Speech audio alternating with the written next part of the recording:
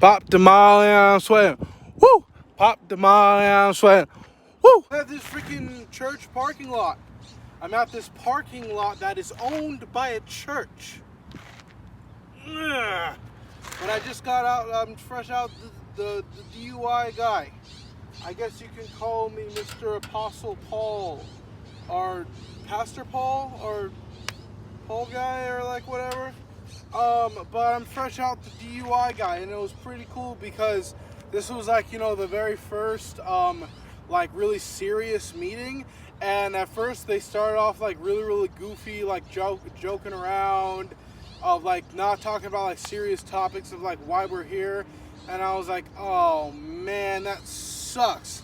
Like I'm gonna have to like freaking do like 6 months of like classes and not get anything out of these classes. But towards the middle of it, they actually got like serious with it.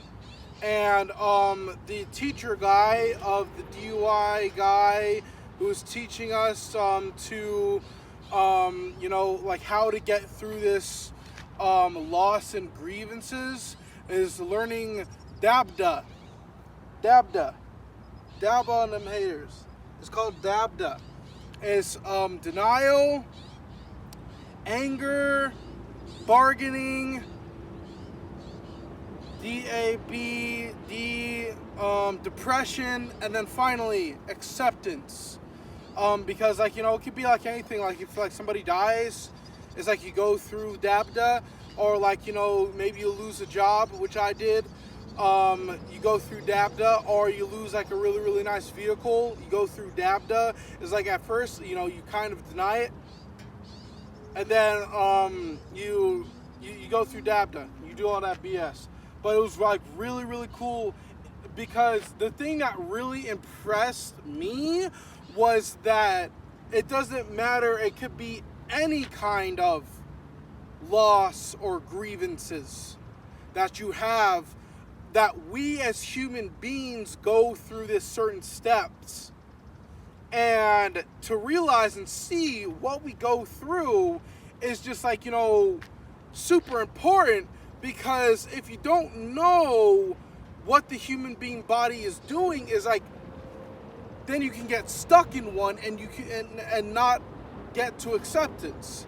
Because eventually, you know, like, you know, say if like your mother dies, it's just like, you know, you're not ever gonna be happy about that. You're not ever gonna forget her.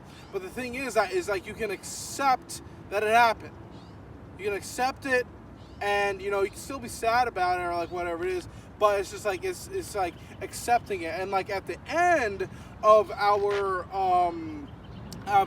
group, we chose different people. They never got to me, which was kind of weird, because you know, it was just like, you know, someone says, the question was, where are you in D.A.B.D.A? Where are you in the D.A.B.D.A? Where are you during your DUI experience? Where are you in it? And you know, the person would speak, and then that person would choose a different person. And it was so weird, because they got like, everybody chose a different person, and then as soon as they got down to me, then it's like, then they ended the class, and I was like the only person who wasn't being able to express, like, you know, where am I in D.A.B.D.A. To be quite frankly honest with you, maybe it was a good thing that like I was the only person who wasn't able to express himself of like where I am, because personally I don't think I know where I am in D.A.B.D.A.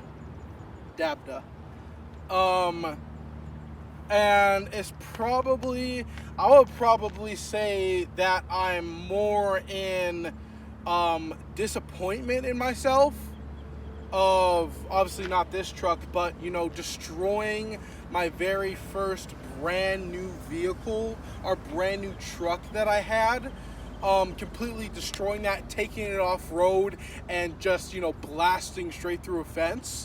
And then on top of that, also losing a job. It's like, I'm very disappointed in myself, and that's probably in the the depression part of D.A.B.D.A. And the thing is, he says, we typically will cycle between depression and anger.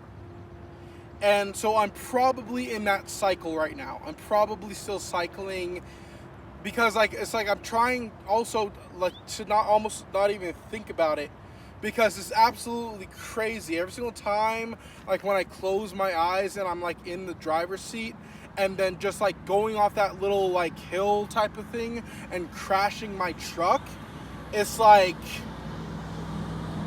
I can't even think about like the whole thing. So it's like what I think I am in D.A.B.D.A right now is like in the cycle of between depression and anger. Look at this place, mate.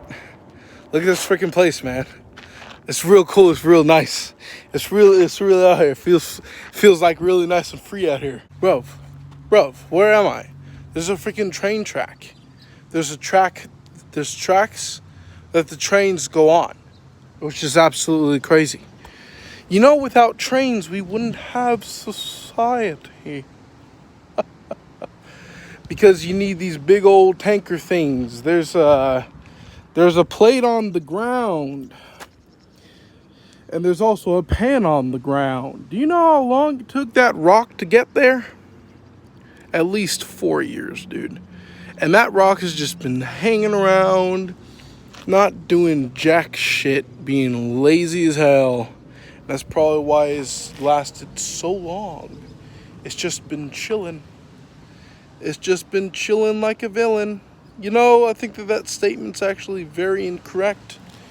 Because villains actually go out of their way to destroy other people. They do not be chilling. They do not be chilling at all. They be doing cocaine, heroin, methamphetamines, and just getting hyped up for evil. You know, you can use drugs in a good sense of it. What, do you think that Hollywood got to where it was because of not cocaine? My thing is to bring cocaine back to Los Angeles, because we need more insane, crazy stories. Way better movies that's ever been written before. And, you know, drugs are an energy. And you gotta learn how to tame that energy, or else that energy will take over you in a second, brother. Actually, not even a second. Sometimes it takes a while. Sometimes you just, you lose control. I realize that I can get to acceptance.